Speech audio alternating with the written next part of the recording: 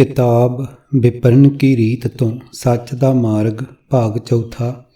लेखक सरदार गुरबख्श सिंह काला अफगाना। दूजे कांड का 8वां भाग दिवाली अते इस दा पिछोकड़। आवाज़ भाई गुरजंट सिंह रूपोवाली। वाहिगुरू जी का खालसा वाहिगुरू जी की फतेह। इस लेख के लिखण का एक अजिहा पिछोकड़ है जिस दी जानकारी की सांझ पाठकों नाल पाउण दा मंतव इस गल नूं पंथक तौर ते उजागर करन तो है कि सिख संगतां विचों कई सुहिरद सूझवान गुरसिखां दे हिरदे विच सिख पंथ की चढ़दी कला देखण दी किन्नी सदर है। पर भाग ऊड़ा सर्व उच्च पदवियां ते बैठे ग्रंथी साहबान सुहिरद सिखां दीआं चिट्ठियां दा अव्वल तां कोई उत्तर ही नहीं देंदे। भाग ऐड़ा ਅਤੇ ਜੇ ਚੰਗੇ ਭਾਗਾਂ ਦਾ ਸਦਕਾ ਤੇਜਾ ਸਿੰਘ ਸਮੁੰਦਰੀ ਹਾਲ ਵਿਚਲੇ ਕਿਸੇ ਕਰਮਚਾਰੀ ਨੂੰ ਕਿਰਤੀ ਸਿੱਖਾਂ ਦੀ ਕਮਾਈ ਤੋਂ ਖਾਧੀ ਤਨਖਾਹ ਰੂਪੀ ਮਾਇਆ ਹਲਾਲ ਕਰਨ ਦਾ ਧਿਆਨ ਆ ਵੀ ਜਾਂਦਾ ਹੈ ਨੰਬਰ ਈੜੀ ਤਾਂ ਸਰਬ ਉੱਚ ਪਦਵੀ ਦੇ ਗ੍ਰੰਥੀ ਸਹਿਬਾਨ ਗੁਰਮਤ ਦੇ ਥਾਂ ਲੋਕਾਂ ਨੂੰ ਮਨਮਤ ਦੇ ਧਾਰਨੀ ਹੋਣ ਦਾ ਉਪਦੇਸ਼ ਕਿਸ ਕਿਸਮ ਦੇ ਦੁਖਦਾਈ ਹੱਦ ਤੱਕ ਦੇ ਰਹੇ ਹਨ। ਲੰਬੀ ਚੌੜੀ ਕਈ ਪ੍ਰਕਾਰ ਦੀ ਵਿਥਿਆ ਵਿੱਚੋਂ ਐਵੇਂ ਛੋਟੀ ਜੀ ਘਟਨਾ ਦੇ ਵੰਨਗੀ ਮਾਤਰ ਜ਼ਿਕਰ ਦਾ ਆਰੰਭ ਸ਼੍ਰੋਮਣੀ ਪ੍ਰਬੰਧਕ ਕਮੇਟੀ ਦੇ ਪ੍ਰਧਾਨ ਸਾਹਿਬ ਅੰਮ੍ਰਿਤਸਰ ਵੱਲ ਲਿਖੀ ਚਿੱਠੀ ਦੇ ਉਤਾਰੇ ਤੋਂ ਹੁੰਦਾ ਹੈ।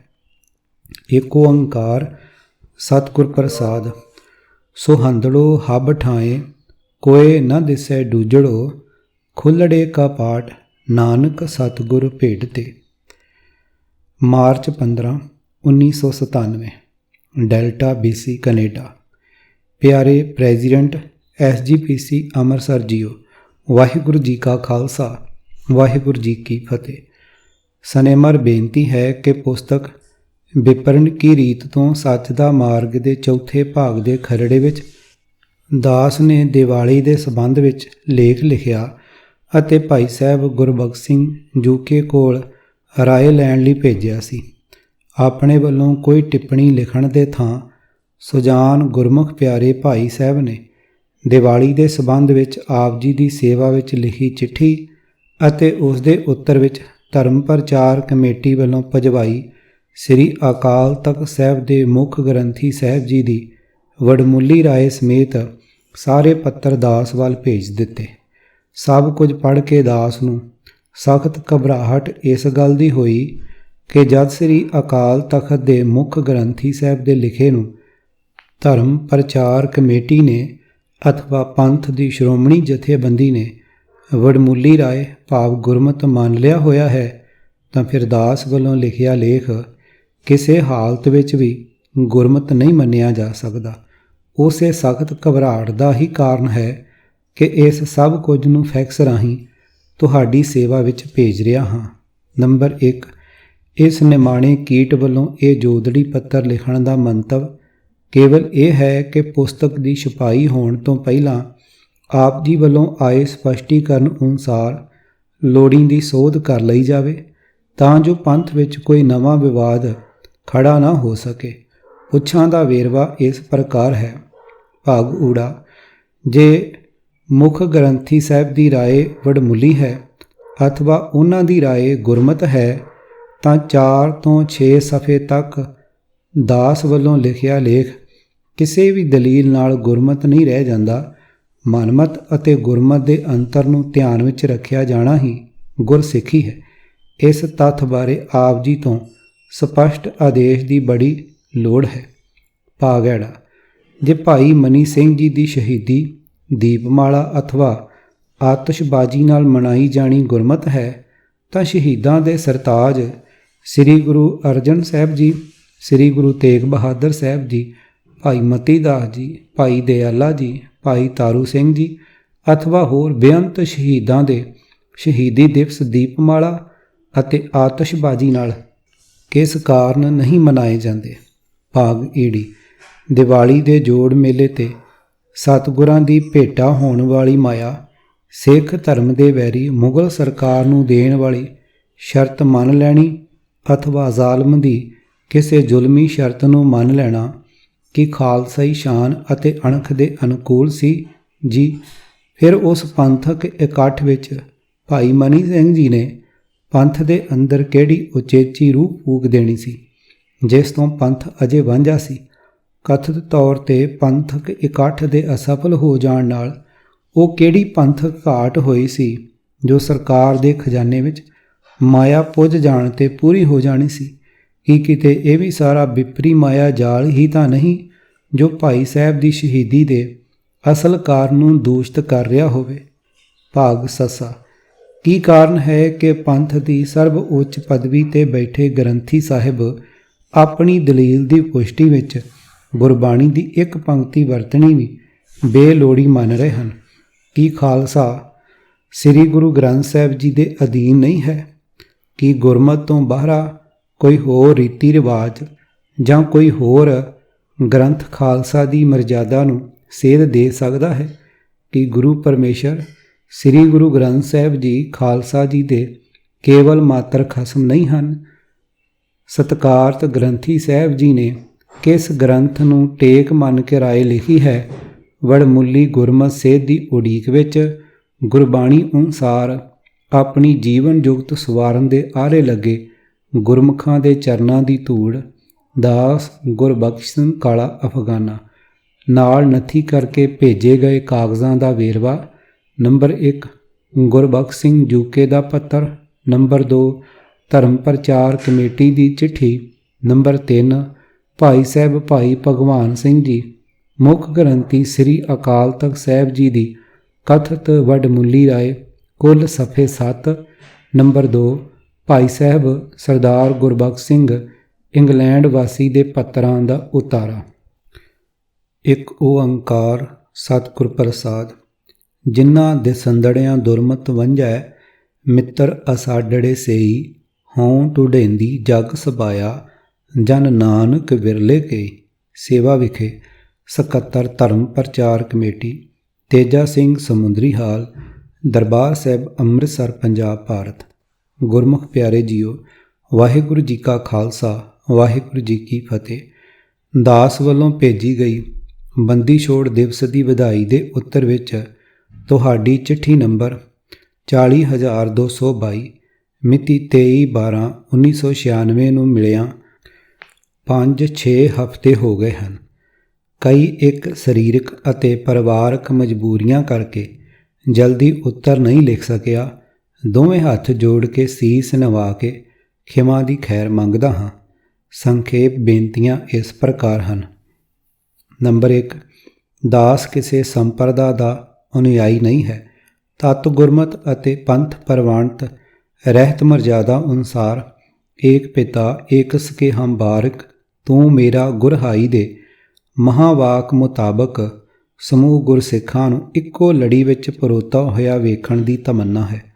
ਪੰਥ ਦੇ ਵਾਲੀ ਸਰਬੰਸਦਾਨੀ ਮਰਦ ਅਗੰਮੜੇ ਗੁਰੂ ਗੋਬਿੰਦ ਸਿੰਘ ਸਾਹਿਬ ਦੀ ਤਾੜਨਾ ਮੈਨੂੰ ਝੰਜੋੜਦੀ ਰਹਿੰਦੀ ਹੈ। ਜਬ ਲਗ ਖਾਲਸਾ ਰਹੇ ਨਿਆਰਾ ਤਬ ਲਗ ਤੇਜ ਦਿਓ ਮੈਂ ਸਾਰਾ ਜਬ ਇਹ ਗਹੇ ਵਿਪਰਨ ਕੀ ਰੀਤ ਮੈਂ ਨਾ ਕਰੂੰ ਇਨਕੀ ਪ੍ਰਤੀਤ। ਵਾਹਿਗੁਰੂ ਕਰੇ ਕਿ ਗੁਰਸਿੱਖ ਤਥਾ ਖਾਲਸਾ ਅਖਵਾਉਣ ਵਾਲੇ ਵਿਪਰਨ ਕੀਆਂ ਰੀਤਾਂ ਨੂੰ ਪਛਾਣਨ ਤਿਆਗਣ ਅਤੇ ਸਤਿਗੁਰ ਸੱਚੇ ਪਾਤਸ਼ਾਹ ਦੀ ਪ੍ਰਤੀਤ ਦੇ ਪਾਤਰ ਬਣਨ। ਨੰਬਰ 2 ਕੇਵਲ ਗੁਰੂ ਗ੍ਰੰਥ ਅਤੇ ਖਾਲਸਾ ਪੰਥ ਤੋਂ ਅਗਵਾਈ ਪ੍ਰਾਪਤ ਕਰਨ ਦਾ ਧਾਰਨੀ ਹਾਂ। ਆਪਣੇ ਕੇਂਦਰ ਦਰਬਾਰ ਸਾਹਿਬ ਅੰਮ੍ਰਿਤਸਰ ਜਾਂ ਸਰਬ ਉੱਚ ਅਕਾਲ ਤਖਤ ਸਾਹਿਬ ਤੋਂ ਜਦੋਂ ਅਗਵਾਈ ਦੀ ਜਾਚਨਾ ਕਰਦਾ ਹਾਂ ਤਾਂ ਅੱਗੋਂ ਕੋਈ ਹੁੰਗਾਰਾ ਨਾ ਮਿਲਣ ਕਰਕੇ ਅਕਸਰ ਨਿਰਾਸ਼ ਹੋ ਜਾਂਦਾ ਹਾਂ।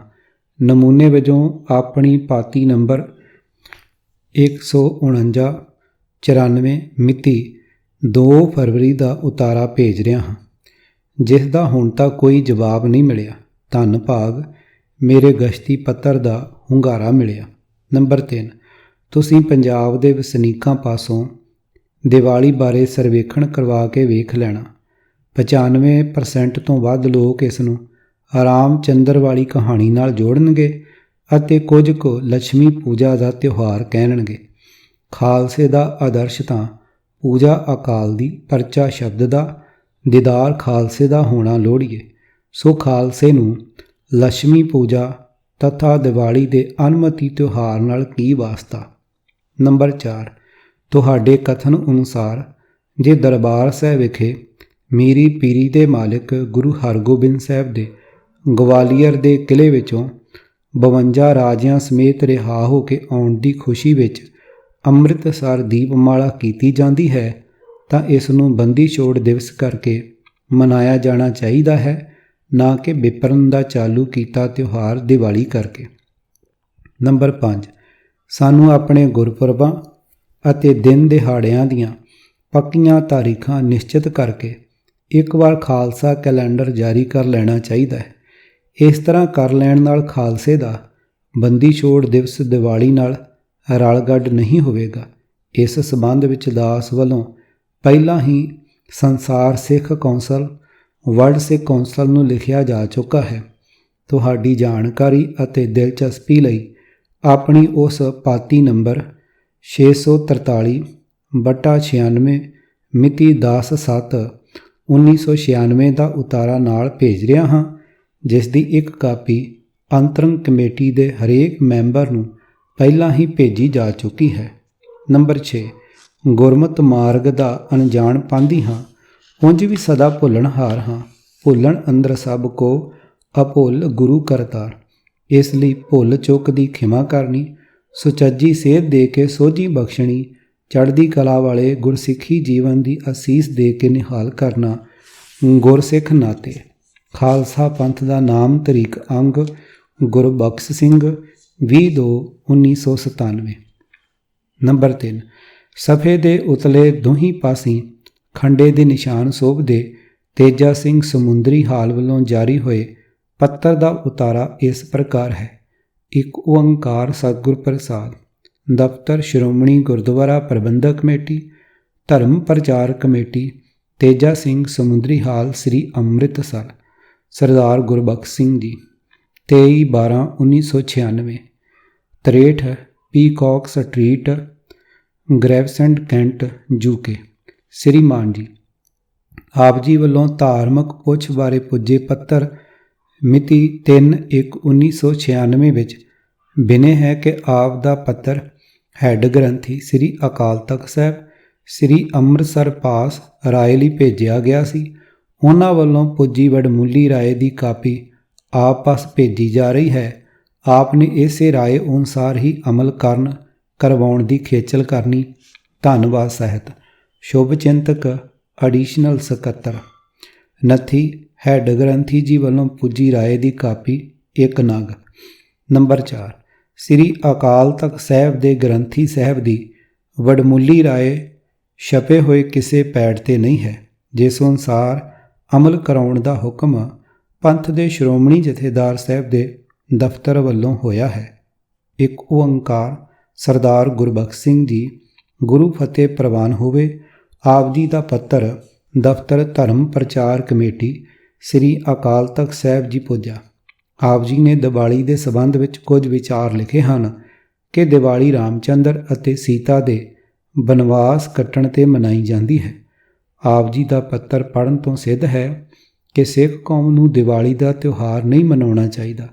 ਇਹ ਠੀਕ ਹੈ ਕਿ ਦੀਵਾਲੀ ਦਾ ਤਿਉਹਾਰ ਸੱਚਖੰਡ ਸ੍ਰੀ ਦਰਬਾਰ ਸਾਹਿਬ ਪਹਿਲਾਂ ਤੋਂ ਹੀ ਮਨਾਇਆ ਜਾਂਦਾ ਰਿਹਾ ਹੈ, ਪਰ ਸਿੱਖ ਧਰਮ ਵਿੱਚ ਇਹ ਤਿਉਹਾਰ ਜ਼ਿਆਦਾ ਪ੍ਰਚਲਿਤ ਉਦੋਂ ਹੋਇਆ ਜਦੋਂ ਮੀਰੀ ਪੀਰੀ ਦੇ ਮਾਲਕ ਸ੍ਰੀ ਗੁਰੂ ਹਰਗੋਬਿੰਦ ਸਾਹਿਬ ਜੀ 52 ਰਾਜਿਆਂ ਸਮੇਤ ਗਵਾਲੀਅਰ ਕਿਲ੍ਹੇ ਵਿੱਚੋਂ ਰਿਹਾ ਹੋਏ ਤਾਂ ਸੱਚਖੰਡ ਸ੍ਰੀ ਦਰਬਾਰ ਸਾਹਿਬ ਸ੍ਰੀ ਅੰਮ੍ਰਿਤ ਸਾਹਿਬ ਪਹੁੰਚਣ 'ਤੇ ਬ੍ਰਹਮ ਗਿਆਨੀ ਬਾਬਾ ਬੁੱਢਾ ਜੀ, ਜੋ ਕਿ ਉਸ ਵੇਲੇ ਸੱਚਖੰਡ ਸ੍ਰੀ ਹਰਿਮੰਦਰ ਸਾਹਿਬ ਜੀ ਦੇ ਮੁੱਖ ਗ੍ਰੰਥੀ ਸਨ, ਉਹਨਾਂ ਨੇ ਦੀਪਮਾਲਾ ਦੀ ਰਸਮ ਆਰੰਭ ਕੀਤੀ ਅਤੇ ਜਦੋਂ ਸਾਹਿਬ ਸ੍ਰੀ ਗੁਰੂ ਹਰਗੋਬਿੰਦ ਸਾਹਿਬ ਜੀ ਗਵਾਲੀਅਰ ਬੰਦੀਖਾਨੇ ਵਿੱਚ ਸਨ ਤਾਂ ਰਹਿਰਾਸ ਦੀ ਸਮਾਪਤੀ ਉਪਰੰਤ ਜੋ ਚੌਂਕੀ ਸਾਹਿਬ ਪਰਿਕਰਮਾ ਵਿੱਚ ਨਿਕਲਦੀ ਹੈ, ਇਹ ਬਾਬਾ ਬੁੱਢਾ ਜੀ ਨੇ ਪ੍ਰਚਲਿਤ ਕੀਤੀ ਹੈ।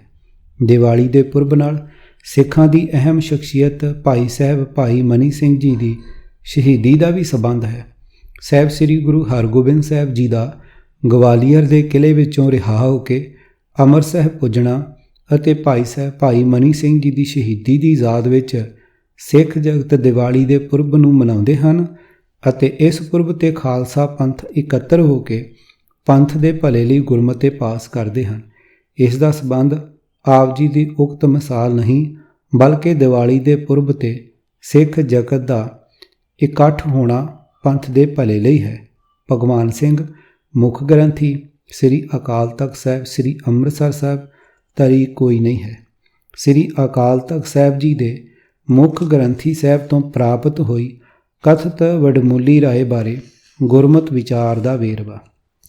ਭਾਗੂੜਾ। ਸਭ ਤੋਂ ਪਹਿਲੀ ਵੱਡੇ ਇਤਰਾਜ਼ ਵਾਲੀ ਗੱਲ ਇਹ ਹੈ ਕਿ ਦੇਗ ਤੇਗ ਫਤਿਹ ਨੁਸਰਤ ਪੰਥ ਦੀ ਸ਼ਾਹੀ ਠਾਠ ਵਾਲੀਆਂ ਚੜ੍ਹਤਾਂ ਦੇ ਪ੍ਰਤੀਕ ਸ੍ਰੀ ਅਕਾਲ ਤਖਤ ਸਾਹਿਬ ਦੇ ਸਨਮਾਨਯੋਗ ਹੈੱਡ ਗ੍ਰੰਥੀ ਸਾਹਿਬ ਦਸ਼ਮੇਸ਼ ਜੀ ਵੱਲੋਂ ਨਿਯਤ ਵਾਹਿਗੁਰੂ ਜੀ ਕਾ ਖਾਲਸਾ ਵਾਹਿਗੁਰੂ ਜੀ ਕੀ ਫਤਿਹ ਲਿਖਣ ਦੇ ਥਾਂ ਕੇਵਲ ਗੁਰੂ ਫਤਿਹ ਪ੍ਰਵਾਨ ਹੋਵੇ ਲਿਖ ਕੇ ਖਾਲਸੇ ਦੀ ਫਤਿਹ ਬੁਲਾਉਣ ਵਾਲੀ ਗੁਰਮਤਿ ਮਰਜ਼ਾਦਾ ਨੂੰ ਖੰਡਨ ਕਰਨ ਦੇ ਦੋਸ਼ੀ ਹਨ ਅਤੇ ਫਿਰ ਦੀਵਾਲੀ ਬਾਰੇ ਲਿਖੀ ਰਾਏ ਵੀ ਗੁਰਮਤਿ ਦੇ ਅਨੁਕੂਲ ਨਹੀਂ ਹੈ। ਇਸ ਲਈ ਪਦਵੀ ਦੀ ਮਹਾਨਤਾ ਦਾ ਸਤਿਕਾਰ ਤਾਂ ਸਗੋਂ ਇਹ ਮੰਗ ਕਰਦਾ ਸੀ ਕਿ ਅਜਿਹੇ ਆਪ ਹੁਦਰੇ ਮਨਮੁਖ ਗ੍ਰੰਥੀ ਸਿੰਘ ਜੀ ਨੂੰ ਯੋਗ ਦੰਡ ਦੇਣ ਦੇ ਨਾਲ ਤੁਰੰਤ ਸੇਵਾ ਮੁਕਤ ਕਰ ਦਿੱਤਾ ਜਾਂਦਾ, ਪਰ ਪੰਥ ਦੇ ਸਰਬ ਉੱਚ ਦਫ਼ਤਰ ਵੱਲੋਂ ਉਹਨਾਂ ਦੀ ਮਨਮਤੀ ਰਾਏ ਨੂੰ ਵਡਮੁੱਲੀ ਰਾਏ ਲਿਖ ਕੇ ਉਸ ਅਨੁਸਾਰ ਹੀ ਅਮਲ ਕਾਰਨ ਕਰਵਾਉਣ ਦਾ ਆਦੇਸ਼ ਜਾਰੀ ਕੀਤਾ ਹੈ। ਅੱਗੇ ਤੋਂ ਪੰਥ ਵਿੱਚ ਗੁਰੂ ਫਤਿਹ ਪ੍ਰਵਾਨ ਹੋਵੇ ਕਹਿਣ ਦੀ ਮਰਜ਼ਾਦਾ ਬਣ ਜਾਣ ਵਿੱਚ ਕੀ ਰੋਕ ਰਹਿ ਗਈ। ਭਾਗ ਐੜਾ। ਰਾਮਾਇਣ ਦੀ ਕਹਾਣੀ ਕੁਝ ਵੀ ਹੋਵੇ, ਪਰ ਸਰਦਾਰ ਗੁਰਬਖਸ਼ ਸਿੰਘ ਦੀ ਜੂਕੇ ਵਾਲਿਆਂ ਦੀ ਚਿੱਠੀ ਵਿੱਚ ਰਾਮ ਸੀਤਾ ਦੇ ਬਨਵਾਸ ਬਾਰੇ ਕੋਈ ਜ਼ਿਕਰ ਨਹੀਂ ਹੈ। ਇਹ ਵਾਧੂ ਬਚਨ ਗ੍ਰੰਥੀ ਸਾਹਿਬ ਨੇ ਗੁਰਬਖਸ਼ ਸਿੰਘ ਜੀ ਦੀ ਚਿੱਠੀ ਵਿੱਚ ਹੋਣ ਦਾ ਜ਼ਿਕਰ ਕਿਸ ਦਲੀਲ ਨਾਲ ਲਿਖਿਆ ਹੈ। ਦੀਵਾਲੀ 'ਤੇ ਲੇਖ ਜੋ 15 ਮਾਰਚ 1997 ਨੂੰ ਲਿਖੀ ਉਪਰੋਕਤ ਚਿੱਠੀ ਨਾਲ ਨੱਥੀ ਕਰਕੇ ਤੇਜਾ ਸਿੰਘ ਸਮੁੰਦਰੀ ਹਾਲ ਵਿਚਲੇ ਪੰਥ ਦੇ ਸਰਬ ਉੱਚ ਦਫ਼ਤਰ ਵਿੱਚ ਗੁਰਮਤਿ ਦੀ ਠੀਕ ਸੇਧ ਲੈਣ ਲਈ ਭੇਜਿਆ ਵਿਅਰਥ ਸਿੱਧ ਹੋਇਆ ਸੀ। ਰਾਵਣ ਦਾ ਸਰਬੰਸ ਨਾਸ ਕਰਕੇ ਪੂਰੇ 1 ਸਾਲ ਉਪਰੰਤ ਸੀਤਾ ਜੀ ਨਾਲ ਸ੍ਰੀ ਰਾਮ ਦੇ ਪੁਨਰ ਮਿਲਾਪ ਦੀ ਅਤੇ 14 ਸਾਲ ਦੇ ਬਨਵਾਸ ਖਤਮ ਕਰਕੇ ਵਾਪਸ ਅਯੁੱਧਿਆ ਪੁੱਜਣ ਦੀਆਂ ਦੋਹਰੀਆਂ ਤੇਹਰੀਆਂ ਖੁਸ਼ੀਆਂ ਦੇ ਪ੍ਰਗਟਾਵੇ ਲਈ ਕੱਤਕ ਵਦੀ 30 ਨੂੰ ਲਗਭਗ ਸਾਰੇ ਭਾਰਤ ਵਿੱਚ ਦੀਪਮਾਲਾ ਕੀਤੀ ਜਾਂਦੀ ਹੈ। ਘਰਾਂ, ਦੁਕਾਨਾਂ, ਧਰਮ ਅਸਥਾਨਾਂ ਅਤੇ ਕਈ ਥਾਈਂ ਰਾਹ ਰਸਤਿਆਂ ਵਿੱਚ ਦੀਪਮਾਲਾ ਕਰਨ ਲਈ ਮਿੱਟੀ ਦੇ ਲੱਖਾਂ ਕਰੋੜਾਂ ਦੀਵੇ ਅਤੇ ਹਜ਼ਾਰਾਂ ਮੋਮਬੱਤੀਆਂ ਬੜੀ ਸ਼ਰਧਾ ਨਾਲ ਜਗਾਈਆਂ ਜਾਂਦੀਆਂ ਹਨ। ਹਿੰਦੂ ਮੈਥੋਲੋਜੀ ਵਿੱਚ ਵਿਸ਼ਵਾਸ ਅਤੇ ਸ਼ਰਧਾ ਰੱਖਣ ਵਾਲੇ ਇਸ ਦਿਨ ਨੂੰ ਲਕਸ਼ਮੀ ਪੂਜਾ ਦਾ ਤਿਉਹਾਰ ਵੀ ਮੰਨਦੇ ਹਨ। ਉਸ ਰਾਤ ਜੂਆ ਬੜੇ ਜੋਬਨ 'ਤੇ ਹੁੰਦਾ ਹੈ ਅਤੇ ਜਿਨ੍ਹਾਂ ਦੀਆਂ ਜੇਬਾਂ ਗਰਮ ਹੋ ਜਾਂਦੀਆਂ ਹਨ ਉਹ ਸਮਝਦੇ ਹਨ ਕਿ ਲక్ష్ਮੀ ਦੇਵੀ ਉਹਨਾਂ 'ਤੇ ਪ੍ਰਸੰਨ ਹੈ, ਪਰ ਜਿਹੜੇ ਲੋਕ ਹਾਰ ਨੂੰ ਜਿੱਤ ਵਿੱਚ ਬਦਲ ਸਕਣ ਦੀ ਆਸ ਨਾਲ ਦਾਅ 'ਤੇ ਲਾਈ ਜਾ ਕੇ ਪਾਂਡਵਾਂ ਵਾਂਗ ਕੰਗਾਲ ਹੋ ਜਾਂਦੇ ਹਨ, ਉਹ ਲక్ష్ਮੀ ਦੇਵੀ ਨੂੰ ਕੀ ਆਖਣ, ਹਾਏ ਦੇਵੀ ਮਾਂ ਤੇਰਾ ਕੱਖ ਨਾ ਰਹੇ, ਇਉਂ ਤਾਂ ਆਖਣੋਂ ਰਹੇ। ਸਿੱਖ ਧਰਮ ਨਾਲ ਇਸ ਤਿਉਹਾਰ ਦਾ ਦੂਰ ਦਾ ਵੀ ਕੋਈ ਰਿਸ਼ਤਾ ਨਹੀਂ ਹੈ। ਜਨੇਊ ਨਾ ਪਾਉਣ ਦੇ ਸਾਕੇ ਵਾਲੇ ਦਿਨ ਤੋਂ ਦਇਆ ਕਪਾ ਅਤੇ ਗੁਰੂ ਨਾਨਕ ਸਾਹਿਬ ਜੀ ਦੇ ਨਿਆਰੇ ਗਿਆਨ ਸਿਧਾਂਤ ਤੋਂ ਬ੍ਰਾਹਮਣ ਨੂੰ ਆਪਣੀ ਗੁਰਿਆਈ ਦਾ ਸਿੰਘਾਸਣ ਡੁੱਲਦਾ ਦਿਸ ਪਿਆ ਸੀ। ਸਾਰੇ ਦਾ ਸਾਰਾ ਬ੍ਰਾਹਮਣੀ ਵਰਗ ਗੁਰੂ ਘਰ ਦਾ ਕੱਟੜ ਵਿਰੋਧੀ ਬਣ ਚੁੱਕਾ ਸੀ। ਵਿਪਰ ਨੇ ਸਿੱਖ ਨੂੰ ਹਰ ਪੱਖੋਂ ਹਿੰਦੂ ਬਣਾ ਦੇਣ ਦਾ ਬੀੜਾ ਚੁੱਕ ਲਿਆ। ਇਸ ਸਬੰਧ ਵਿੱਚ ਬ੍ਰਾਹਮਣ ਨੇ ਜੋ ਕਾਰੇ ਕੀਤੇ ਉਹਨਾਂ ਦੀ ਵਿਥਿਆ ਪੁਸਤਕ ਦੇ ਪਹਿਲੇ ਭਾਗ ਵਿੱਚ ਲਿਖੀ ਜਾ ਚੁੱਕੀ ਹੈ। ਸ੍ਰੀ ਦਸਮ ਗ੍ਰੰਥ ਦੀ ਰਚਨਾ ਉਹਨਾਂ ਹੀ ਪ੍ਰੋਹਤਵਾਦੀ ਕਾਰਿਆਂ ਦਾ ਬੜਾ ਪ੍ਰਧਾਨ ਭਾਗ ਹੈ। ਇਸ ਵਿੱਚ ਕੋਈ ਸ਼ੱਕ ਨਹੀਂ ਰਹਿ ਗਿਆ ਹੋਇਆ ਕਿ ਬਚਿੱਤਰ ਨਾਟਕ ਦੀ ਬਾਣੀ ਤੋਂ ਸਿੱਖੀ ਦੇ ਬਾਨੀ ਸ੍ਰੀ ਗੁਰੂ ਨਾਨਕ ਸਾਹਿਬ ਜੀ ਨੂੰ ਖੰਡੇ ਬਾਟੇ ਦੇ ਅੰਮ੍ਰਿਤ ਦੇ ਦਾਤੇ ਅਥਵਾ ਖਾਲਸਾ ਪੰਥ ਨੂੰ ਗੁਰਿਆਈ ਦੇ ਸਦੀਵੀ ਮਾਲਕ ਸ੍ਰੀ ਗੁਰੂ ਗ੍ਰੰਥ ਸਾਹਿਬ ਜੀ ਦੇ ਲੜ ਲਾਉਣ ਵਾਲੇ ਸ੍ਰੀ ਦਸ਼ਮੇਸ਼ ਜੀ ਬੇਦੀ ਅਤੇ ਸੋਢੀ ਦੋਹਾਂ ਨੂੰ ਸ੍ਰੀ ਰਾਮ ਚੰਦਰ ਦੇ ਵੰਸ਼ਕ ਸਿੱਧ ਕੀਤਾ ਜਾ ਚੁੱਕਾ ਸੀ। ਵਿਪਰ ਦੀ ਸੋਚਣੀ ਅਨੁਸਾਰ ਸਿੱਖ ਨੂੰ ਹਿੰਦੂ ਧਰਮ ਦੇ ਮਹਾਨ ਸਾਗਰ ਵਿੱਚ ਡਬੋ ਲੈਣ ਦੇ ਯਤਨਾਂ ਵਿੱਚ ਤਿਆਰ ਕੀਤੀ ਜਾ ਰਹੀ ਸਮੱਗਰੀ ਵਿੱਚ ਸ੍ਰੀ ਦਸਮ ਗ੍ਰੰਥ ਸਭ ਤੋਂ ਲਾਹੇਵੰਦ ਦਸਤਾਵੇਜ਼ ਸੀ ਅਤੇ ਫਿਰ ਪੰਥ ਦੀ ਹੋਂਦ ਦੇ ਵੱਡੇ ਵੈਰੀ ਬਿੱਪਰ ਜੀ ਲਈ ਉਹ ਘੜੀ ਅਪਾਰ ਖੁਸ਼ੀਆਂ ਲੱਦੀ ਪ੍ਰਾਪਤੀ ਵਾਲੀ ਜਿੱਤ ਦਾ ਸਮਾਂ ਸੀ, ਜਦ ਖਾਲਸਾ ਜੀ ਨੇ ਦਸਮ ਗ੍ਰੰਥ ਸਾਹਿਬ ਨੂੰ ਦਸ਼ਮੇਸ਼ ਜੀ ਦੀ ਆਪਣੀ ਕਿਰਤ ਮੰਨਣ ਦੀ ਘੋਸ਼ਣਾ ਕਰ ਦਿੱਤੀ ਸੀ। ਇਸ ਭਾਰੀ ਸਫਲਤਾ ਤੋਂ ਸਿੱਖੀ ਦੇ ਪੱਕੇ ਵੈਰੀ ਪੁਰੋਹਿਤ ਜੀ ਦੇ ਘਰ ਘਿਓ ਦੇ ਦੀਵੇ ਜਗ ਪੈਣੇ ਕੁਦਰਤੀ ਗੱਲ ਸੀ। ਪੁਰੋਹਿਤ ਜੀ ਦੀ ਕੁਟਲ ਸੋਚ ਨੇ ਇੱਕ ਹੋਰ ਖਤਰਨਾਕ ਮੋੜਾ ਖਾਧਾ। ਖਾਲਸਾ ਪੰਥ ਤੇ ਗੁਰੂ ਸਾਹਿਬਾਨ ਸੀਤਾਪਤੀ ਰਾਮਚੰਦਰ ਜੀ ਦੇ ਵੰਸ਼ਕ ਸਿੱਧ ਕੀਤੇ ਜਾ ਚੁੱਕੇ ਹਨ। ਉਸ ਰਾਮ ਰੱਬ ਜੀ ਦੀ ਜੀਵਨ ਘਟਨਾ ਨਾਲ ਸੰਬੰਧਿਤ ਇਹ ਦੀਵਾਲੀ ਤਿਉਹਾਰ ਤਾਂ ਖਾਲਸਾ ਪੰਥ ਨੂੰ ਹਿੰਦੂਆਂ ਤੋਂ ਵੀ ਕਈ ਗੁਣਾ ਵੱਧ ਜੋਸ਼ ਨਾਲ ਮਨਾਉਣਾ ਚਾਹੀਦਾ ਹੈ। ਸਿੱਖਾਂ ਨੂੰ ਤਾਂ ਭਾਵੇਂ ਅੱਜ ਵੀ ਪਤਾ ਨਾ ਹੋਵੇ, ਪਰ ਉਦਾਸੀਆਂ ਨਿਰਮਲਿਆਂ ਮਹੰਤਾਂ ਦੇ ਰੂਪ ਵਿੱਚ 18ਵੀਂ ਸਦੀ ਤੋਂ ਲਗਭਗ ਸਾਰੇ ਸਿੱਖ ਧਰਮ ਅਸਥਾਨਾਂ 'ਤੇ ਕਾਬਜ ਹੋਈ ਬੈਠਾ ਉਸ ਦੇ ਕਰਮਕਾਂਡੀ ਮਾਇਆ ਜਾਲ ਦੀਆਂ ਤੰਦਾਂ ਢਿੱਲੀਆਂ ਕਰਨ ਦੀ ਦਲੇਰੀ ਤੋਂ ਚੜ੍ਹ ਕੇ ਬਦਲੇ ਦੀ ਅੱਗ ਵਿੱਚ ਸੜ ਰਿਹਾ ਬਿੱਪਰ ਚੰਗੀ ਤਰ੍ਹਾਂ ਜਾਣਦਾ ਸੀ ਕਿ ਗੁਰਮਤਿ ਵਿੱਚ ਨਾ ਅਵਤਾਰ ਪ੍ਰਥਾ ਲਈ ਅਤੇ ਨਾ ਹੀ ਦੇਵੀ ਦੇਵਤਿਆਂ ਦੇ ਕਿਸੇ ਅਡਰੇ ਵਜੂਦ ਦੀ ਕੋਈ ਥਾਂ ਹੈ। ਦੂਰ ਦ੍ਰਿਸ਼ਟ ਚਾਤੁਰ ਪੁਰੋਹਿਤ ਨੇ ਇੱਕ ਅਕਾਲ ਅਥਵਾ ਕੇਵਲ ਇੱਕ ਸ਼ਬਦ ਗੁਰੂ ਦੇ ਹੀ ਪੁਜਾਰੀ ਹੋਣ ਦੇ ਖਾਲਸਾਈ ਸਿਧਾਂਤ ਦੀ ਖੰਡਣਾ ਦਾ ਸ੍ਰੀ ਗਣੇਸ਼ ਹਰਿਮੰਦਰ ਸਾਹਿਬ ਤੋਂ ਹੀ ਕਰ ਲੈਣਾ ਸਿੱਖੀ ਲਈ ਸਭ ਤੋਂ ਵੱਡੇ ਖਤਰੇ ਦੀ ਘੜਿਆਲ ਸੀ। ਮੂਰਤੀਆਂ ਦੀ, ਰੁੱਖਾਂ ਦੀ ਅਤੇ ਸਰੋਵਰਾਂ ਦੇ ਜਲ ਦੀ ਪੂਜਾ ਕਰਵਾਉਣੀ ਇਸੇ ਪਰਮ ਪਵਿੱਤਰ ਅਸਥਾਨ ਤੋਂ ਆਰੰਭ ਕਰਵਾ ਲਈ। ਮੰਤਰ ਪਾਠ ਆਰੰਭ ਹੋ ਜਾਣ ਤੋਂ ਸਿੱਖਾਂ ਦੀ ਗੁਰਬਾਣੀ ਤੋਂ ਅਗਿਆਨੀ ਰਹਿ ਜਾਣ ਦਾ ਬ੍ਰਾਹਮਣ ਨੂੰ ਪੂਰਾ ਯਕੀਨ ਬਣ ਚੁੱਕਾ ਹੈ। ਭਾਵੇਂ ਗੁਰੂ ਗ੍ਰੰਥ ਸਾਹਿਬ ਵਿੱਚ ਬੜੀ ਸਪਸ਼ਟ ਚੇਤਾਵਨੀ ਹੈ ਕਿ ਬਿਨਾਂ ਅਸਲੀਅਤ ਨੂੰ ਵਿਚਾਰਿਆਂ ਐਵੇਂ ਵੇਖਾ ਵੇਖੀ ਕਿਸੇ ਰੀਤੀ ਰਿਵਾਜ ਵਿੱਚ ਨਹੀਂ ਫਸਣਾ ਚਾਹੀਦਾ। ਦੇਖਾ ਦੇਖੀ ਸਭ ਕਰੇ, ਮਨਮੁਖ ਬੂਝ ਨਾ ਪਾਏ। ਪੰਨਾ 28। ਪਰ ਬ੍ਰਾਹਮਣ ਦਾ ਤਜਰਬਾ ਸੀ ਕਿ ਗੁਰੂ ਦਾ ਲਾਲ ਅਜਿਹੀ ਗੁਰਮਤ ਸਿੱਖਿਆ ਮੰਨ ਲੈਣ ਦੀ ਲੋੜ ਨੂੰ ਬੜਾ ਪਿੱਛੇ ਛੱਡ ਚੁੱਕਿਆ ਸੀ। ਧਰਮ ਅਸਥਾਨਾਂ ਦੀ ਪਾਵਨਤਾ ਭੰਗ ਕਰ ਲੈਣ ਉਪਰੰਤ ਸਿੱਖਾਂ ਦੇ ਸਮਾਜਿਕ ਰੀਤੀ ਰਿਵਾਜ ਵਿੱਚ ਵੀ ਹਿੰਦੂ ਅਵਤਾਰਾਂ ਪ੍ਰਤੀ ਅਤੇ ਦੇਵੀ ਦੇਵਤਿਆਂ ਪ੍ਰਤੀ ਅਪਾਰ ਸ਼ਰਧਾ ਹੋਣ ਦਾ ਕੋਈ ਬੜਾ ਉਜਾਗਰ ਸਬੂਤ ਬਣਾ ਲੈਣਾ ਪੁਰੋਹਿਤ ਜੀ ਦਾ ਦੂਜਾ ਬੜਾ ਜ਼ਰੂਰੀ ਮੰਤਵੀ ਬਣ ਚੁੱਕਾ ਸੀ। ਬ੍ਰਾਹਮਣ ਜਾਣਦਾ ਸੀ ਕਿ ਸਿੱਖਾਂ ਦੀ ਸਪਸ਼ਟ ਬਹੁ ਗਿਣਤੀ ਨੇ ਉਹ ਸਭ ਕੁਝ ਅੰਨ੍ਹੇਵਾਹ ਕਰਨਾ ਆਰੰਭ ਕਰ ਦੇਣਾ ਹੈ ਜੋ ਉਸਨੇ ਗੁਆਂਢੀ ਹਿੰਦੂਆਂ ਦੇ ਘਰੀ ਹੁੰਦਾ ਵੇਖਣਾ ਹੈ। ਸ੍ਰੀ ਰਾਮਚੰਦਰ ਜੀ ਦੀ ਜੀਵਨ ਗਾਥਾ ਦਾ ਅਤੇ ਲక్ష్ਮੀ ਦੇਵੀ ਨਾਲ ਸੰਬੰਧਿਤ ਦੀਵਾਲੀ ਦੀ ਰਾਤ ਘਰਾਂ ਵਿੱਚ ਦੀਪਮਾਲਾ ਕਰਨੀ, ਮਠਿਆਈਆਂ ਖਾਣੀਆਂ ਅਤੇ ਵੰਡਣੀਆਂ, ਘਰ ਘਰ ਵਿੱਚ ਆਤਿਸ਼ਬਾਜ਼ੀ ਦੀਆਂ ਰੌਣਕਾਂ ਦੇ ਕਈ ਪ੍ਰਕਾਰ ਦੇ ਸ਼ੋਰ ਸ਼ਰਾਬੇ ਹੋਣੇ ਅਵਤਾਰ ਭਗਤੀ ਅਤੇ ਦੇਵੀ ਪੂਜਾ ਦਾ ਬੜਾ ਵੱਡਾ ਉਜਾਗਰ ਸਬੂਤ ਹੈ। ਬ੍ਰਾਹਮਣ ਕਾਹਲਾ ਪੈ ਗਿਆ ਕਿ ਇਹ ਸਾਰਾ ਕੁਝ ਵੀ ਸਿੱਖ ਧਰਮ ਦਾ ਹਿੱਸਾ ਬਣ ਜਾਣਾ ਚਾਹੀਦਾ ਹੈ। ਦੀਵਾਲੀ ਤਿਉਹਾਰ ਨੂੰ ਵੀ ਸਿੱਖ ਧਰਮ ਦਾ ਅੰਗ ਬਣਾਉਣ ਲਈ ਦੀਪਮਾਲਾ ਕਰਨ ਦੀ ਅਤੇ ਆਤਿਸ਼ਬਾਜ਼ੀ ਚਲਾਉਣ ਦੀ ਰੀਤ ਵੀ ਹਰਿਮੰਦਰ ਸਾਹਿਬ ਤੋਂ ਹੀ ਚਾਲੂ ਹੋਣੀ ਜ਼ਰੂਰੀ ਸੀ। ਮਹੰਤ ਬ੍ਰਾਹਮਣ ਨੇ ਹਰਿਮੰਦਰ ਸਾਹਿਬ ਵਿੱਚ ਦੀਵਾਲੀ ਦਾ ਤਿਉਹਾਰ ਬੜੀ ਧੂਮ-ਧਾਮ ਨਾਲ ਮਨਾਉਣਾ ਆਰੰਭ ਕਰ ਦਿੱਤਾ। ਢੁਕਵੇਂ ਸਮੇਂ ਦੀ ਉਡੀਕ ਬੜੇ ਸਬਰ ਨਾਲ ਕਰਨ ਗਿੱਝਿਆ ਹੋਇਆ ਪੁਰੋਹਿਤ ਹੁਣ ਉਸ ਦਿਨ ਦੀ ਉਡੀਕ ਵਿੱਚ ਹੈ ਜਦੋਂ ਉਸ ਨੇ ਅਦਾਲਤੀ ਤੌਰ 'ਤੇ ਸਿੱਖਾਂ ਨੂੰ ਹਿੰਦੂ ਧਰਮ ਦਾ ਅੰਗ ਸਿੱਧ ਕਰਨਾ ਹੈ। ਇਸੇ ਲਈ ਵਿਧਾਨਕ ਤੌਰ 'ਤੇ ਸਿੱਖਾਂ ਨੂੰ ਤੀਸਰੀ ਅਡਰੀ ਕੌਮ ਨਹੀਂ ਮੰਨਿਆ ਜਾ ਰਿਹਾ।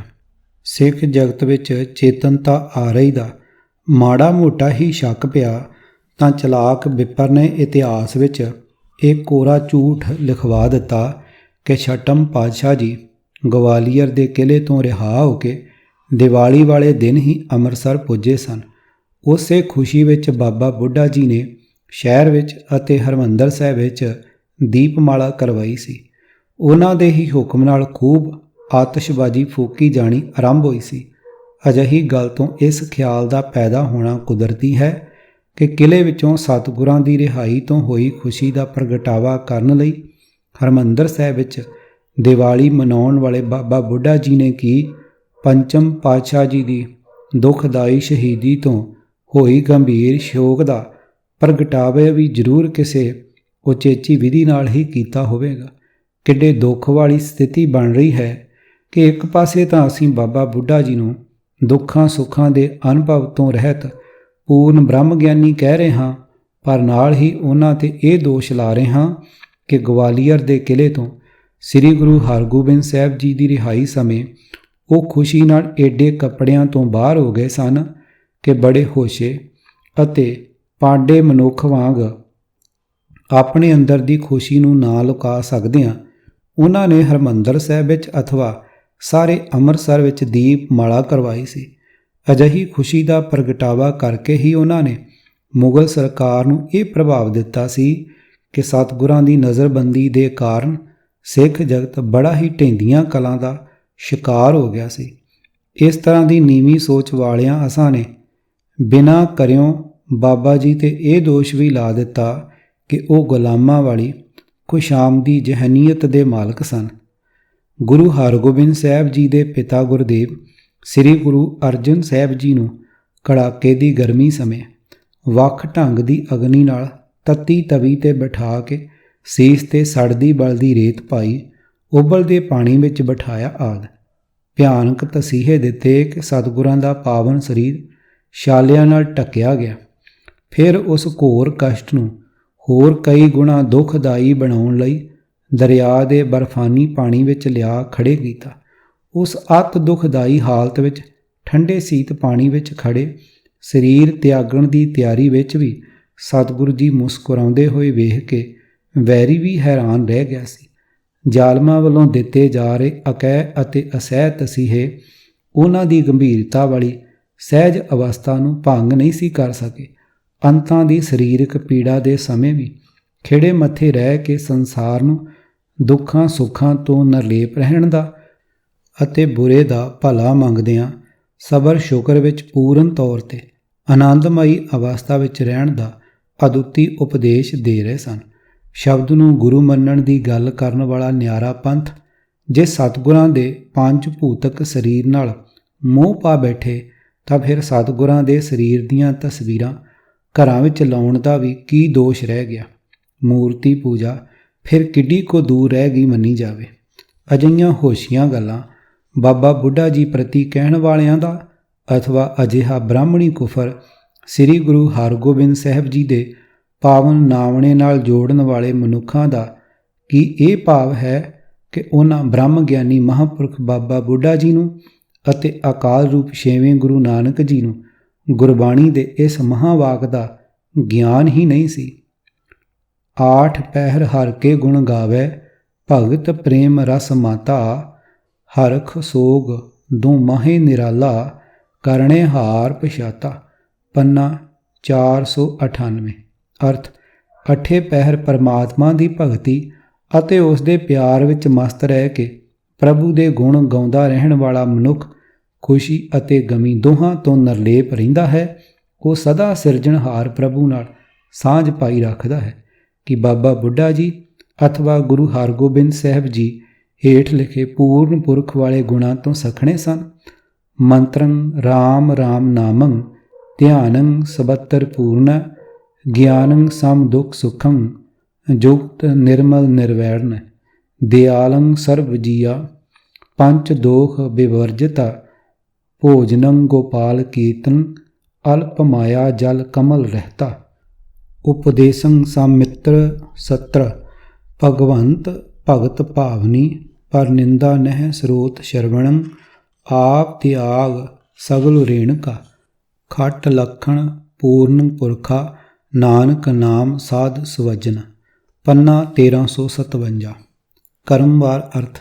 ਨੰਬਰ 1 ਪਰਮਾਤਮਾ ਦਾ ਨਾਮ ਜਪਣਾ ਅਤੇ ਉਸ ਨੂੰ ਸਰਬ ਵਿਆਪਕ ਜਾਣ ਕੇ ਉਸ ਵਿੱਚ ਸੁਰਤ ਜੋੜਨੀ।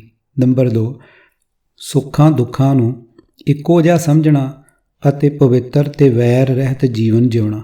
ਨੰਬਰ 3 ਸਾਰੇ ਜੀਵਾਂ ਨਾਲ ਪਿਆਰ ਹਮਦਰਦੀ ਰੱਖਣੀ ਅਤੇ ਕਾਮਾਦਿਕ ਪੰਜੇ ਵਿਕਾਰਾਂ ਤੋਂ ਬਚੇ ਰਹਿਣਾ। ਨੰਬਰ 4 ਪਰਮਾਤਮਾ ਦੀ ਸਿਫਤ ਸਲਾਹ ਨੂੰ ਜ਼ਿੰਦਗੀ ਦਾ ਆਸਰਾ ਬਣਾਉਣਾ ਅਤੇ ਮਾਇਆ ਤੋਂ ਇਉਂ ਨਿਰਲੇਪ ਰਹਿਣਾ ਜਿਵੇਂ ਕੌਲ ਫੁੱਲ ਪਾਣੀ ਤੋਂ ਅਭਿੱਜ ਰਹਿੰਦਾ ਹੈ। ਨੰਬਰ 5 ਸੱਜਣ ਅਤੇ ਵੈਰੀ ਨਾਲ ਇੱਕੋ ਜਿਹਾ ਪ੍ਰੇਮ ਭਾਵ ਰੱਖਣਾ ਅਤੇ ਪਰਮਾਤਮਾ ਦੀ ਭਗਤੀ ਵਿੱਚ ਪਿਆਰ ਬਣਾਉਣਾ। ਨੰਬਰ 6, ਪਰਾਈ ਨਿੰਦਿਆ ਆਪਣੇ ਕੰਨਾਂ ਨਾਲ ਨਾ ਸੁਣਨੀ ਅਤੇ ਆਪਾ ਭਾਵ ਤਿਆਗ ਕੇ ਸਭ ਦੇ ਚਰਨਾਂ ਦੀ ਧੂੜ ਬਣਨਾ।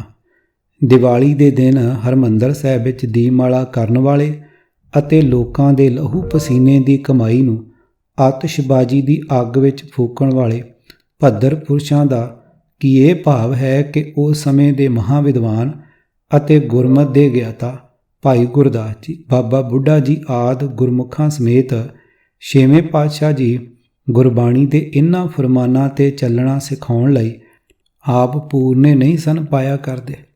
ਗੁਰਮਤਿ ਹਰ ਮਨ ਵਸਾਇਆ, ਹਰਖ ਸੋਗ ਸਭ ਮੋਹ ਗਵਾਇਆ, ਇੱਕ ਸਿਉ ਲਿਵ ਲਾਗੀ, ਸਾਧ ਹੀ ਹਰ ਨਾਮ ਮਨ ਵਸਾਵਣਿਆ। ਪੰਨਾ 122। ਹਰਖ ਸੋਗ ਦੂਹੋਂ ਤੇ ਮੁਕਤੇ, ਸਦਾ ਅਲਿਪਤ ਜੋਗ ਅਰ ਜੁਗਤੇ, ਦੀਸੇ ਸਭ ਮੈਂ ਸਭ ਤੇ ਰਹਤੇ, ਪਾਰ ਬ੍ਰਹਮ ਕਾ ਓਏ ਧਿਆਨ ਧਰਤੇ। ਪੰਨਾ 181। ਸੁਖ ਦੁਖ ਦੋਨੋਂ ਸਮ ਕਰ ਜਾਣੈ, ਔਰ ਮਾਨ ਅਪਮਾਨਾ, ਹਰਖ ਸੋਗ ਤੇ ਰਹੇ ਅਤੀਤਾ, ਤਿਨ ਜਗ ਤਤ ਪਛਾਨਾ। ਪੰਨਾ 219। ਹਰਖ ਸੋਗ ਦੁਹਾਂ ਤੇ ਮੁਕਤਾ, ਜੋ ਪ੍ਰਭ ਕਰੇ ਸੋ ਭਾਵੇ, ਸਤ ਸੰਗਤ ਮਿਲੇ ਵਡ ਭਾਗ, ਤਾਂ ਹਰ ਰਸ ਆਵੇ ਜੀਓ। ਪੰਨਾ 690। ਪਵਨ ਝੁਲਾਰੇ ਮਾਇਆ ਦੇ, ਹਰ ਕੇ ਭਗਤ ਸਦਾ ਥਿਰ ਸੇ, ਹਰਖ ਸੋਗ ਤੇ ਰਹੇ ਨਿਰਾਰਾ, ਸਿਰ ਉੱਪਰ ਆਪ ਗੁਰੂ ਰਖਵਾਰਾ। ਪੰਨਾ 801। ਅਤੇ ਅਜਿਹੇ ਹੋਰ ਬੇਅੰਤ ਗੁਰੂ ਫਰਮਾਨ ਹਨ, ਸੋ ਬਾਬਾ ਬੁੱਢਾ ਜੀ ਅਤੇ ਗੁਰੂ ਪਰਮੇਸ਼ਰ ਛੇਵੇਂ ਗੁਰੂ ਨਾਨਕ ਜੀ ਨੂੰ ਕੇਵਲ ਗਵਾਲੀਅਰ ਕਿਲੇ ਤੋਂ ਵਾਪਸ ਮੁੜ ਆਉਣ 'ਤੇ ਖੁਸ਼ੀਆਂ ਮਨਾਉਂਦੇ, ਦੀਵਾਲੀ 'ਤੇ ਦੀਵੇ ਜਗਾਉਂਦੇ ਅਤੇ ਆਤਿਸ਼ਬਾਜ਼ੀ ਫੂਕਦੇ ਦਰਸਾਉਣਾ ਵੱਡੀ ਭੁੱਲ ਹੈ। ਇਹ ਕਦੇ ਨਾ ਭੁੱਲੀਏ ਕਿ ਉਪਰੋਕਤ ਗੁਰੂ ਫਰਮਾਨਾਂ ਦੇ ਨਾਲ ਬ੍ਰਹਮ ਗਿਆਨੀ ਬਾਬਾ ਬੁੱਢਾ ਜੀ ਦਾ ਸੁਖਮਨੀ ਸਾਹਿਬ ਦੇ ਪਾਠ ਤੋਂ ਮਿਲਦੇ ਉਪਦੇਸ਼ ਨਾਲ ਬੜਾ ਡੂੰਘਾ ਸੰਬੰਧ ਸੀ। ਦੀਵਾਲੀ 'ਤੇ ਦੀਵੇ ਜਗਾ ਕੇ ਅਤੇ ਲੱਖਾਂ ਰੁਪਈਆਂ ਦੇ ਪੰਥਕ ਧਨ ਨੂੰ ਅਜਾਈਂ ਫੂਕ ਕੇ ਕਿ ਅਸੀਂ ਇਹ ਸਿੱਧ ਕਰ ਰਹੇ ਹਾਂ ਕਿ ਦਲ ਭੰਜਨ ਸੂਰਮੇ ਸ੍ਰੀ ਗੁਰੂ ਹਰਗੋਬਿੰਦ ਸਾਹਿਬ ਜੀ ਨੂੰ ਆਪਣੇ ਪਿਤਾ ਗੁਰਦੇਵ ਸ਼ਹੀਦਾਂ ਦੇ ਸਰਤਾਜ ਪੰਚਮ ਪਾਤਸ਼ਾਹ ਦੀ ਰਚਨਾ ਸ੍ਰੀ ਸੁਖਮਨੀ ਸਾਹਿਬ ਬਾਣੀ ਦੇ ਉਪਦੇਸ਼ ਨਾਲ ਕੋਈ ਵਾਸਤਾ ਨਹੀਂ ਸੀ।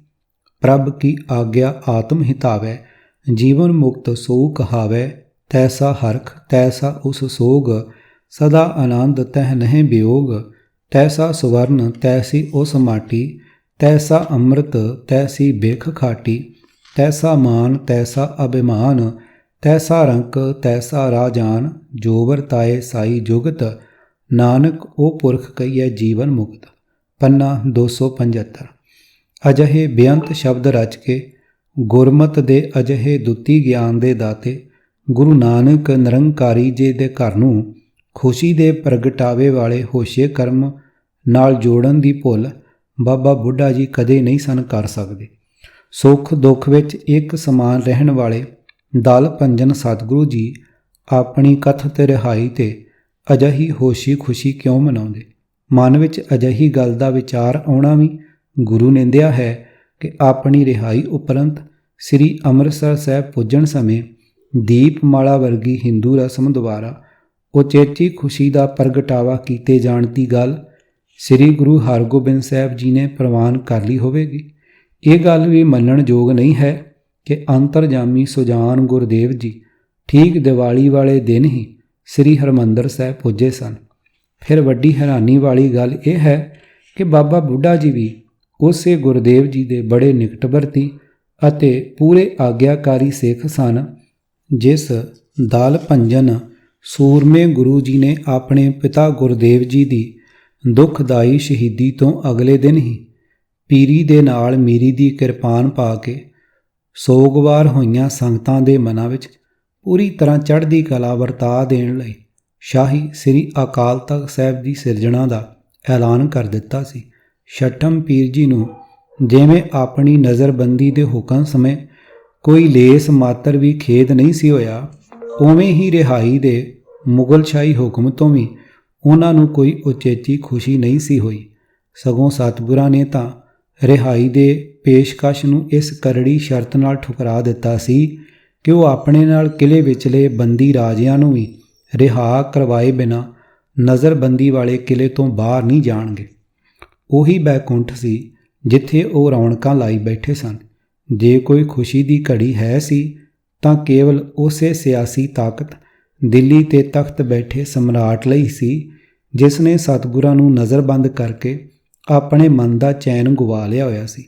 ਉਸ ਦਿਨ ਤੇ ਆਤਿਸ਼ਬਾਜ਼ੀ ਅਤੇ ਦੀਪਮਾਲਾ ਦੁਆਰਾ ਕੌਮੀ ਤੌਰ ਤੇ ਖੁਸ਼ੀ ਮਨਾਉਣੀ ਗੁਰਮਤਿ ਦੇ ਵਿਰੁੱਧ ਹੈ। ਅਜਿਹੀ ਖੁਸ਼ੀ ਦਾ ਪ੍ਰਗਟਾਵਾ ਸਤਿਗੁਰੂ ਸੂਰਮੇ ਦੇ ਆਦਰਸ਼ਾਂ ਦੀ, ਉਹਨਾਂ ਦੇ ਨਿਆਰੇ ਗਿਆਨ ਦੀ, ਉਹਨਾਂ ਦੀਆਂ ਬੇਮਿਸਾਲ ਕੁਰਬਾਨੀਆਂ ਦੀ ਮਹੱਤਤਾ ਘਟਾਉਣ ਵਾਲਾ ਹੋਸ਼ਾ ਅਤੇ ਹੌਲਾ ਕਰਮ ਹੈ। ਜਿਸ ਦਲ ਭੰਜਨ ਸੂਰਮੇ ਦੇ ਚਿਹਰੇ ਤੇ ਉਸ ਦਿਨ ਕੋਈ ਮਲਾਲ ਨਹੀਂ ਸੀ ਆਇਆ ਜਿਸ ਦਿਨ ਉਹਨਾਂ ਦੇ ਪਿਤਾ ਗੁਰੂ ਅਰਜਨ ਸਾਹਿਬ ਨੂੰ ਤੱਤੀ ਲੋਹ ਤੇ ਬਿਠਾ ਦਿੱਤਾ ਸੀ।